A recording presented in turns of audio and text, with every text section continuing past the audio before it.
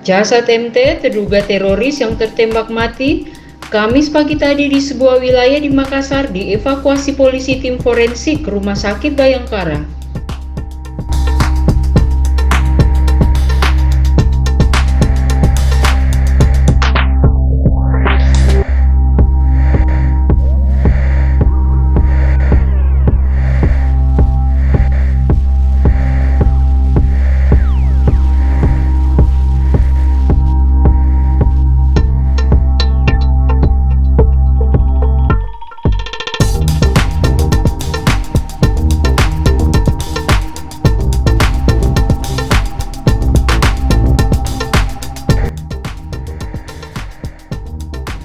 Berdasar rilis edaran Humas Polda Sul-sel, terjadi baku tembak antara Densus 88 Anti Teror Mabes Polri dengan MT saat hendak diringkus.